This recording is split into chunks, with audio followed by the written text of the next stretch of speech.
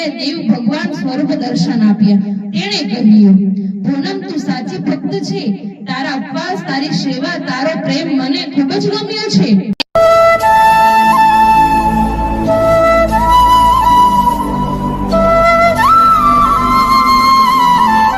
બોલ રામચંદ્ર ભગવાનની જય.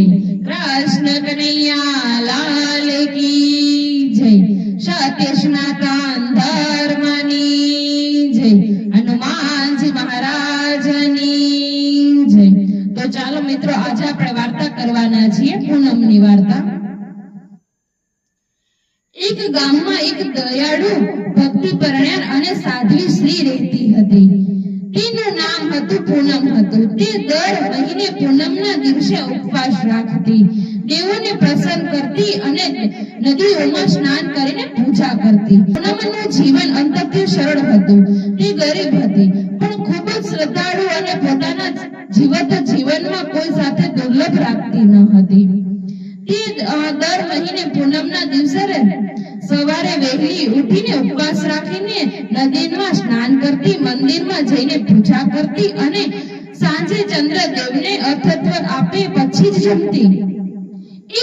એક વાર ભગવાન તેની ભક્તિ પારખવા વિચાર્યું. તેઓ એક બુદ્ધિહીન પુરુષે રૂપે ગામમાં આવ્યા અને ગામમાં લોકોને પૂછ્યું, આ પૂનમ સ્ત્રી કોણ છે? કેમ કે બધા તેને સત્કાર આપે છે? શું સાચે જ તે ધર્મપરાયણ છે? ગામના કેટલાક લોકોએ કહ્યું, હા, પૂનમ બહુ શ્રદ્ધાળુ સ્ત્રી છે. પણ કેટલાક નિષ્ણાત લોકો કહ્યું, એવો દેખાવ છે, સાચું શું છે એ તો ભગવાન જાણે. તો આ પુરુષ અસલમાં ભગવાન સીધા પૂનમના ઘરે ગયા. તેણે કહ્યું, મારે અહીં રોકાવું છે. મને પાણી, અનાજ કે જગ્યા આપી શકો છો? પૂનમ તો સાદા માટે સત્ય અને સેવાની મૂર્તિ હતી.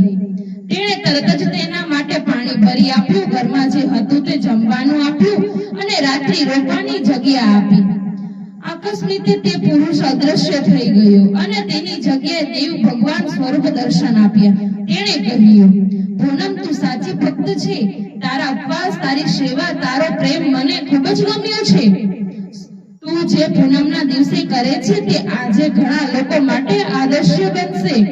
અને આશીર્વાદ આપ્યો કે જે પણ તારી જેમ પૂનમના દિવસે નિષ્ઠાપૂર્વક ઉપવાસ, સ્નાન, પૂજા અને ચંદ્રદેવને અર્ઘ્ય આપશે, તેમના જીવનમાંથી પાપ દૂર થશે, શાંતિ અને સમૃદ્ધિ આવશે. સાચી ભક્તિ રૂપ દ્રવ્ય કે શબ્દમાં નથી, ભક્તિ હૃદયથી હોવી જોઈએ. બોલો રામચંદ્ર ભગવાનની જય. જો અમારો વિડીયો તમને પસંદ આવ્યો હોય તો લાઈક, શેર, સબસ્ક્રાઇબ કરવાનું ના ભૂલતા.